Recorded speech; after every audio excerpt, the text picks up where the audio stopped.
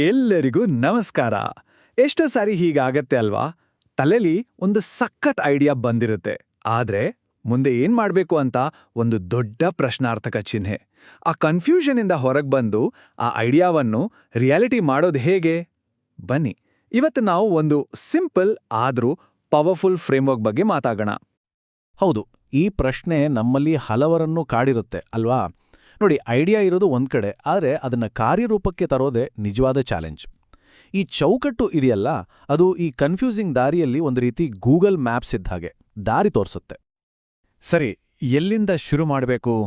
ಮೊದಲು ಏಕೆ ಅನ್ನೋ ಪ್ರಶ್ನೆಯಿಂದ ಯೋಚನೆ ಮಾಡಿ. ಒಂದು ದೊಡ್ಡ ಬಿಲ್ಡಿಂಗ್ ಕಟ್ಟೋ ಮೊದಲು ಫೌಂಡೇಶನ್ ಎಷ್ಟು ಗಟ್ಟಿ ಮಾಡ್ತಾರಲ್ವಾ, ಅದೇ ರೀತಿ ನಮ್ಮ ಐಡಿಯಾಗೆ ಫೌಂಡೇಶನ್ ಅಂದ್ರೆ ಈ ಏಕೆ ಅನ್ನೋ ಪ್ರಶ್ನೆ. ನಾವು ಯಾರ ಸಮಸ್ಯೆಯನ್ನ ಬಗೆಹರಿಸ್ತಾ ಇದ್ದೀವಿ ಮತ್ತು ಮುಖ್ಯವಾಗಿ ಯಾಕೆ ಬಗೆಹರಿಸ್ತಾ ಇದ್ದೀವಿ? ಇಲ್ಲಿ ನಾವು ಒಂದು ದೊಡ್ಡ ತಪ್ಪು ಮಾಡೋ ಚಾನ್ಸ್ ಇದೆ. ಅದೇನಪ್ಪಾ ಅಂದ್ರೆ, ಸಮಸ್ಯೆಯ ಲಕ್ಷಣಗಳನ್ನೇ ಮೂಲ ಸಮಸ್ಯೆ ಅನ್ಕೊಳ್ಳೋದು. ನೋಡಿ, ಈ ಐಸ್ಬರ್ಗ್ ಥರ ನಮಗೆ ಕಾಣಿಸೋದು ಮೇಲಿರೋ ಚಿಕ್ಕ ತುದಿ ಮಾತ್ರ, ಅಂದ್ರೆ ಆ ತಲೆನೋವಿನ ಹಾಗೆ. ಆದರೆ ನಿಜವಾದ ಕಾರಣ ಆ ಒತ್ತಡ ಇರ್ಬೋದು ಅಥವಾ ಬೇರೆ ಕಾಯಿಲೆ ಇರ್ಬೋದು, ಅದು ನೀರಿನ ಕೆಳಗೆ ಅಡಗಿರುತ್ತೆ. ನಾವು ಆ ಆಳಕ್ಕೆ ಇಳಿದು ಮೂಲ ಕಾರಣ ಏನು ಅಂತ ಪತ್ತೆ ಮಾಡಿದ್ರೆ ಮಾತ್ರನೇ ಅದಕ್ಕೊಂದು ಸರಿಯಾದ ಪರಿಹಾರ ಕೊಡಕ್ಕೆ ಸಾಧ್ಯ. ಸೊ ಈ ಸಮಸ್ಯೆಯಿಂದ ಬಳಲುತ್ತಿರೋರು ಯಾರೋ ಅವರೇ ನಮ್ಮ ಗ್ರಾಹಕರು. ನೋಡಿ, ಒಂದು ಸಮಸ್ಯೆ ನಿಜವಾದ ಜನರಿಗೆ ತೊಂದರೆ ಕೊಡ್ತಾ ಇದ್ರೆ ಮಾತ್ರ ಅದಕ್ಕೊಂದು ಬೆಲೆ. ಹಾಗಾದ್ರೆ ಆ ಜನರು ಯಾರು? ಅವರ ಅತಿ ದೊಡ್ಡ ಅಗತ್ಯಗಳೇನು? ಅವರ ದೈನಂದಿನ ಜೀವನ ಹೇಗಿರುತ್ತೆ? ಇದನ್ನೆಲ್ಲ ನಾವು ಅರ್ಥ ಮಾಡ್ಕೊಳ್ದೇ ಇದ್ರೆ ಅವ್ರಿಗಾಗಿ ಏನನ್ನೇ ಮಾಡಿದ್ರೂ ಅದು ಯೂಸ್ಲೆಸ್ ಆಗುತ್ತೆ. ಓಕೆ, ನಮ್ಮ ಏಕೆ ಅನ್ನೋದು ಈಗ ಕ್ಲಿಯರ್ ಆಯಿತು. ಈಗ ನಾವು ಆಟ ಆಡಬೇಕಾಗಿರೋ ಗ್ರೌಂಡ್ ಹೇಗಿದೆ ಅಂತ ನೋಡೋಣ. ಅಂದ್ರೆ ನಮ್ಮ ಮಾರುಕಟ್ಟೆ ಮತ್ತು ನಮ್ಮ ಕಾಂಪಿಟೀಟರ್ಸ್ ಯಾರು ಅಂತ ತಿಳಿದುಕೊಳ್ಳೋ ಸಮಯ. ಈ ಡೋನೆಟ್ ಚಾರ್ಟ್ ಇದೆಯಲ್ಲ, ಇದನ್ನ ಒಂದು ದೊಡ್ಡ ಕೇಕ್ ಅಂತ ಇಮ್ಯಾಜಿನ್ ಮಾಡ್ಕೊಳ್ಳಿ. ಈ TAM ಅಂದ್ರೆ ಟೋಟಲ್ ಅಡ್ರೆಸಬಲ್ ಮಾರ್ಕೆಟ್, ಅಂದ್ರೆ ಇಡೀ ಪ್ರಪಂಚದಲ್ಲಿ ನಿಮ್ಮ ಪ್ರಾಡಕ್ಟ್ಗೆ ಇರೋ ಬೇಡಿಕೆ. ಇದು ಪೂರ್ತಿ ಕೇಕ್. ಇನ್ನು ಸ್ಯಾಮ್ ಅಂದ್ರೆ ನೀವು ತಲುಪಬಹುದಾದ ಮಾರುಕಟ್ಟೆ, ಅಂದ್ರೆ ಆ ಕೇಕ್ನಲ್ಲಿರೋ ಒಂದು ದೊಡ್ಡ ಸ್ಲೈಸ್. ಲಾಸ್ಟಲ್ಲಿ SOM, ಇದು ನೀವು ಮುಂದಿನ 1-2 ವರ್ಷದಲ್ಲಿ ರಿಯಲಿಸ್ಟಿಕ್ ಆಗಿ ಸಂಪಾದಿಸಬಹುದಾದ ಒಂದು ಚಿಕ್ಕ ಟೇಸ್ಟಿ ಪೀಸ್. ಇದು ನಮಗೆ ರಿಯಲಿಸ್ಟಿಕ್ ಗೋಲ್ಸ್ ಇಟ್ಕೊಳ್ಳಕ್ಕೆ ಹೆಲ್ಪ್ ಮಾಡುತ್ತೆ. ಮಾರುಕಟ್ಟೆಯ ಟ್ರೆಂಡ್ಸ್ ಅರ್ಥ ಮಾಡ್ಕೊಳ್ಳೋಂದ್ರೆ ಗಾಳಿ ಯಾವ ಕಡೆ ಬೀಸ್ತಾ ಇದೆ ಅಂತ ತಿಳ್ಕೊಂಡಾಗೆ. ಗಾಳಿ ಬೀಸೋ ದಿಕ್ಕಲ್ಲೇ ಹೋದ್ರೆ ಸಲೀಸು, ಅದರ ವಿರುದ್ಧ ಹೋದ್ರೆ ತುಂಬಾನೇ ಕಷ್ಟ. ಎಕ್ಸಾಂಪಲ್ ಬೇಕಾ? ಇವಾಗ ಎಲ್ಲರೂ ಈಕೋ ಫ್ರೆಂಡ್ಲಿ ಪ್ರಾಡಕ್ಟ್ಸ್ ಕೇಳ್ತಾ ಇದ್ದಾರೆ. ಇಂಥ ಟೈಮಲ್ಲಿ ನಾವು ಪ್ಲಾಸ್ಟಿಕ್ ಪ್ಯಾಕೇಜಿಂಗ್ ಇಟ್ಕೊಂಡು ಬಂದ್ರೆ ಅದು ವರ್ಕೌಟ್ ಆಗೋದು ಡೌಟೇ ಅಲ್ವಾ?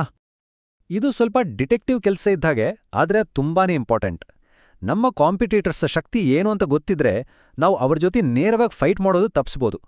ಇನ್ನು ಅವರ ವೀಕ್ನೆಸ್ ಇದೆಲ್ಲ, ಅಲ್ಲೇ ನೋಡಿ ನಮಗಿರೋ ಗೋಲ್ಡನ್ ಆಪರ್ಚುನಿಟಿ.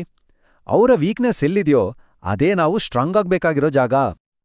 ಓಕೆ, ಈಗ ಅಸ್ಲಿ ಮಜಾ ಶುರು. ನಾವೆಷ್ಟೊತ್ತು ಮಾಡಿದ ಹೋಮ್ವರ್ಕ್ ಇದೆಯಲ್ಲ, ಆ ಎಲ್ಲ ಪಾಯಿಂಟ್ಸ್ನ ಕನೆಕ್ಟ್ ಮಾಡೋ ಸಮಯ. ನಾವು ಮಾಡಿದ ರಿಸರ್ಚ್ನ ಒಂದು ಅದ್ಭುತ ಪರಿಹಾರವಾಗಿ ಬದಲಾಯಿಸೋ ಹಂತ ಇದು.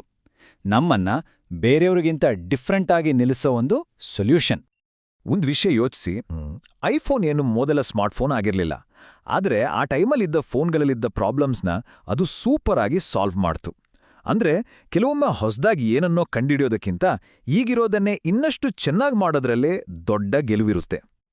ಹಾಗಾದ್ರೆ ನಮ್ಮ ಸೀಕ್ರೆಟ್ ಸಾಸ್ ಏನು? ನಮ್ಮನ್ನು ಬೇರೆಯವರಿಂದ ಸ್ಪೆಷಲ್ ಆಗಿ ಮಾಡೋ ಆ ಒಂದು ವಿಷಯ ಯಾವುದು? ಒಂದೇ ಲೈನಲ್ಲಿ ಹೇಳೋದಾದ್ರೆ, ನಮ್ಮ ಯುನೀಕ್ ಸೆಲ್ಲಿಂಗ್ ಪಾಯಿಂಟ್ ಏನು? ಇದೇ ನೋಡಿ ನಮ್ಮ ಬ್ರ್ಯಾಂಡ್ನ ಐಡೆಂಟಿಟಿ. Domino game ಆಡಿದ್ದೀರಾ? ಸಾಲಾಗಿ ನಿಲ್ಲಿಸಿರೋ ಒಂದೇ ಒಂದು ಡಾಮಿನೋನ ತಟ್ಟಿದ್ರೆ ಸಾಕು, ಇಡೀ ಸಾಲೇ ಬಿದ್ದುಬಿಡುತ್ತೆ. ಈ ಲೆವರೇಜ್ ಪಾಯಿಂಟ್ ಅಂದ್ರೆ ಅದೇ ಮೊದಲನೇ ಡಾಮಿನೋ. ನಮ್ಮ ಸ್ಟ್ರಾಟಜಿಯಲ್ಲಿ ಆ ಒಂದು ಪವರ್ಫುಲ್ ಪಾಯಿಂಟ್ ಯಾವುದು? ಅದೊಂದನ್ನು ನಾವು ಸರಿ ಮಾಡಿದ್ರೆ ಉಳಿದಿದ್ದೆಲ್ಲ ಆಟೋಮ್ಯಾಟಿಕ್ ಆಗಿ ಸರಿ ಹೋಗುತ್ತೆ. ಪ್ಲಾನಿಂಗ್ ಎಲ್ಲ ಚೆನ್ನಾಗಿರುತ್ತೆ, ಆದರೆ ಆಕ್ಷನ್ ಇಲ್ಲ ಅಂದ್ರೆ ಅದೆಲ್ಲ ಬರೀ ಕನ್ಸಷ್ಟೇ. ಸರಿ, ಈಗ ನಾವು ಮಾಡಿರೋ ದೊಡ್ಡ ಸ್ಟ್ರಾಟಜಿಯನ್ನ ಸಣ್ಣ ಸಣ್ಣ ಆಕ್ಷನ್ ಸ್ಟೆಪ್ಸ್ ಆಗಿ ಬ್ರೇಕ್ ಮಾಡೋಣ. ಅಂದ್ರೆ ಈಗ ಕೆಲಸ ಶುರು ಮಾಡೋ ಸಮಯ.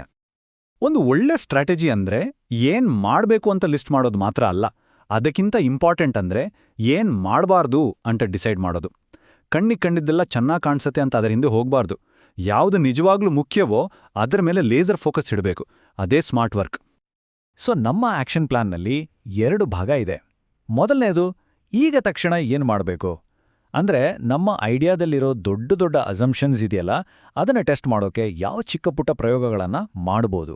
ಎರಡನೇದು, ಮುಂದಿನ ದಾರಿ ಏನು ಅಂದ್ರೆ ಲಾಂಗ್ ಟರ್ಮ್ ಗ್ರೋತ್ಗೆ ಯಾವ ದೊಡ್ಡ ಪ್ಲಾನ್ಸ್ ಮಾಡ್ಕೋಬೇಕು. ಇಲ್ಲಿ ಸ್ಪೀಡ್ ಮತ್ತು ಡೈರೆಕ್ಷನ್ ಎರಡೂ ಇಂಪಾರ್ಟೆಂಟ್. ಸರಿ, ಎಲ್ಲದರ ಕೊನೆಯಲ್ಲಿ ಈ ಒಂದು ಪ್ರಶ್ನೆ ಬಹಳ ಮುಖ್ಯ.